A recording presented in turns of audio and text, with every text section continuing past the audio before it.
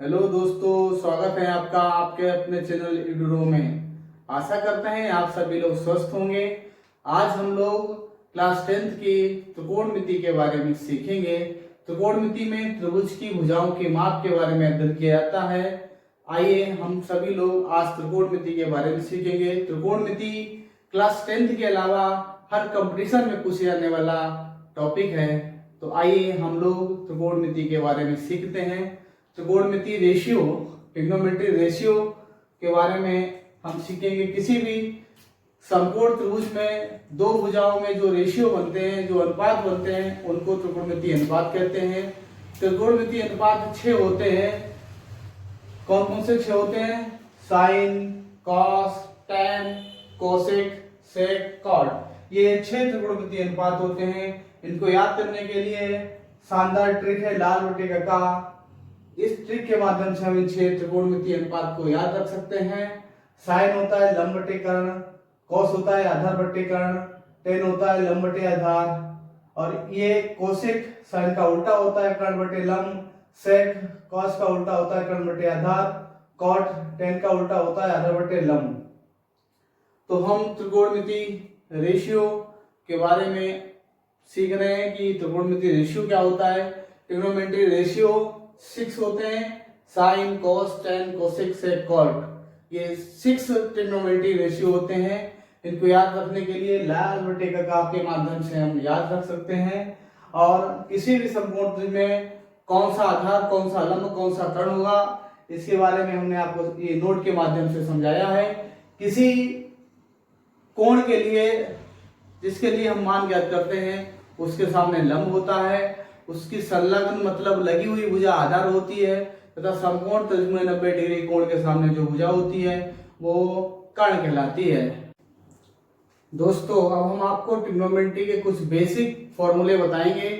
जिन फॉर्मूले के इर्द गिर्द पूरी ट्रिग्नोमेट्री घूमती रहती है, वो फॉर्मूले आपके सामने लिखे हुए हैं। Sine square theta plus cos square theta की वैल्यू 1 होती है। अगर यहाँ से साइन स्क्वायर थीटा की वैल्यू निकालेंगे तो 1 माइनस कॉस स्क्वायर थीटा हो जाएगा।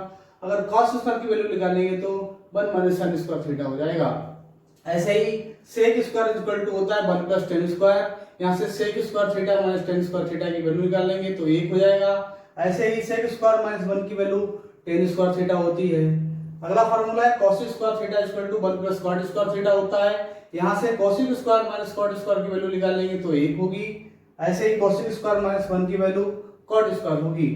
अगला फॉर्मूला है साइन थीटा और कोसेक थीटा का गुणा 1 के बराबर होता है। यहाँ से साइन थीटा 1 बटा कोसेक होगा, कोसेक थीटा 1 बटा साइन थीटा होगा। ऐसे ही कॉस और सेक का मल्टीपल 1 के बराबर होता है। यहाँ से कॉस 1 बटा सेक होगा और सेक 1 बटा कॉस होगा। ऐसे ही एक अगला फॉर्मूला है टेन थीटा और कॉट थीटा का जो गुणा होता है वो 1 के बराबर होता है। यहाँ से टेन 1 बटे कॉट हो जाएगा और कॉट थीटा 1 बटे टेन थीटा हो जाएगा। ऐसे ही अगला फॉर्मूला है साइन थीटा बटे कॉस थीटा टेन थीटा के बराबर होगा। ऐसे ही कॉस थीटा बटे साइन थीटा कॉट थीटा के बराबर होगा। इन फॉर्मूलों को बड़ा आसानी से याद कर सकते हैं। आपको भी हमने इससे पहले बताया लाल बटे का। यहाँ पे साइन, कॉस, टेन, कोसेक, सेक, कॉट। देखिए साइन और कोसेक का गुणा 1 के बराबर होगा, ये फॉर्मूला हो गया। कॉस और सेक का गुणा 1 के बराबर होगा, ये फॉर्मूला हो गया। टेन और कॉट का गुणा 1 के बराबर हो गया, ये फॉर्मूला हो गया। साइन बटे कॉस टेन हो गया, ये फॉर्मूला हो गया। ऐसे ही कॉस बटे साइन कॉट हो जाएगा, वो ये फॉर्मूला हो जाएगा। आप इन फॉर्मूलों को याद कर लीजिए। दोस्तों, अब हम ट्रिग्नोमेट्री टेबल कैसे याद करेंगे ये सीखेंगे कि हम ट्रिग्नोमेट्री टेबल को कितने आसान तरीके से याद कर सकते हैं। देखिए, आप पहले आप साइन में याद करेंगे। साइन 0 डिग्री का मान क्या होता है, 30 डिग्री का मान क्या होता है, 45 डिग्री का मान क्या होता है, 60 डिग्री का मान क्या होता है और 90 डिग्री का मान क्या होता है। देखिए साइन 0 0 होता है, साइन 30 1 बटा 2 होता है, साइन 45 1 बटा अंडर रूट 2 होता है, साइन 60 का मान अंडर रूट 3 बटा 2 होता है, साइन 90 का मान 1 होता है। ऐसे ही हम अब कॉस का लिखेंगे। कॉस का मान क्या होता है, जितना मान साइन 0 का होगा उतना मान कॉस 90 का होता है। जितना मान cos 30 का होता है उतना ही मान cos 60 का होता है। 45 का मान दोनों का सेम रहता है। जितना cos 30 का मान होता है उतना ही sin 60 का मान होता है। जितना cos 0 का मान होता है उतना sin 90 का मान होता है। अब आप अगले याद करेंगे, कैसे लिखेंगे? tan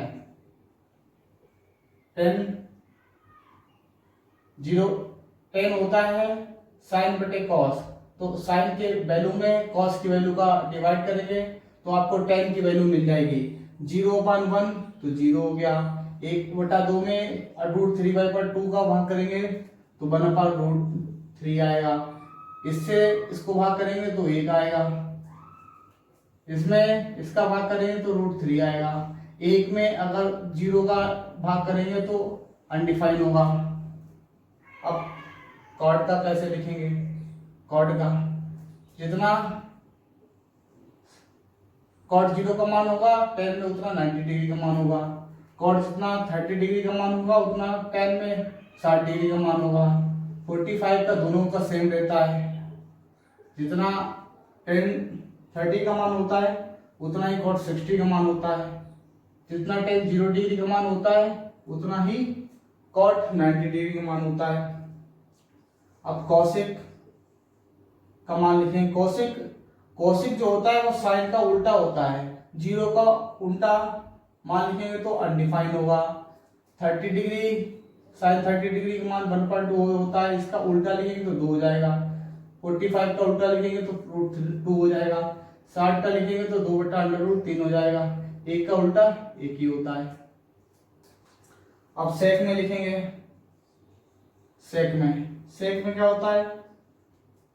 सेक कॉस का उल्टा होता है। 1 का उल्टा 1 हो गया, 2/√3 हो गया, ये √2 हो गया और ये 2 हो गया और 0 का अनडिफाइन होगा।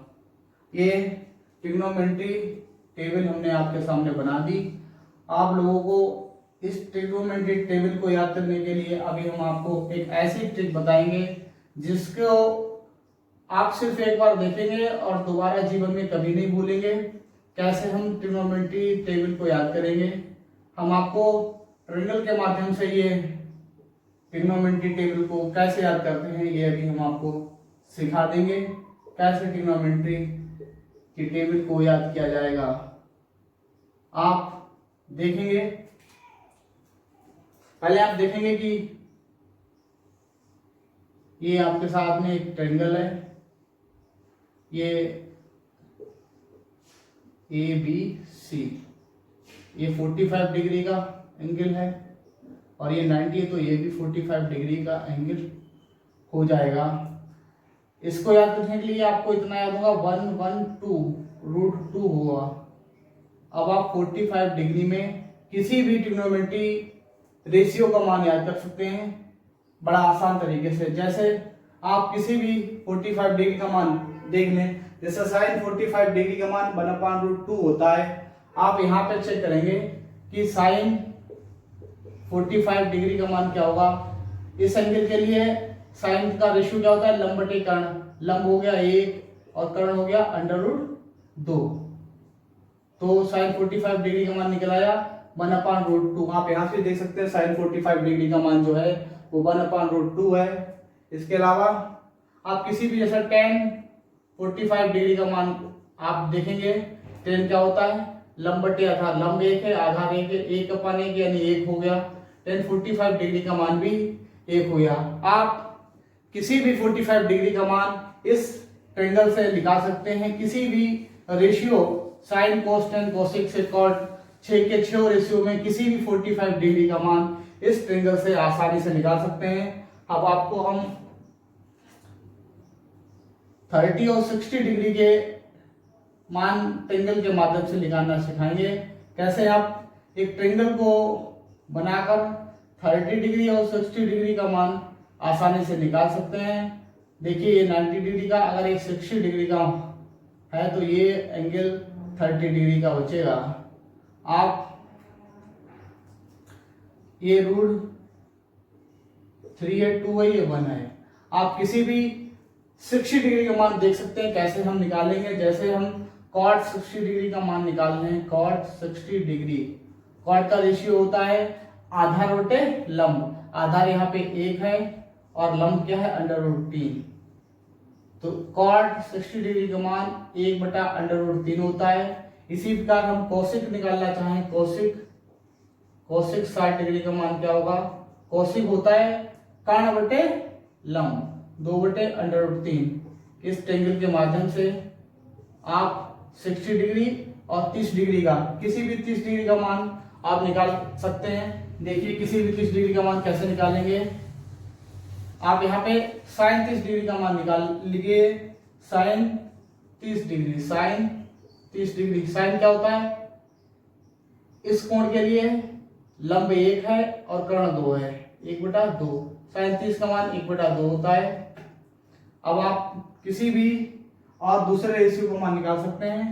tan 30 डिग्री, इस कोण के लिए लंब 1 है और आधार √3 है, तो tan 30 डिग्री का मान 1/√3 होता है। आशा करते हैं मेरे द्वारा दी गई जानकारी से आप लोग संतुष्ट होंगे। अगर आप लोग मेरे द्वारा दी गई जानकारी से संतुष्ट हैं तो आप सभी मेरे चैनल को सब्सक्राइब करिए, बेल आइकन को दबाइए और अपने दोस्तों के साथ शेयर करिए। धन्यवाद।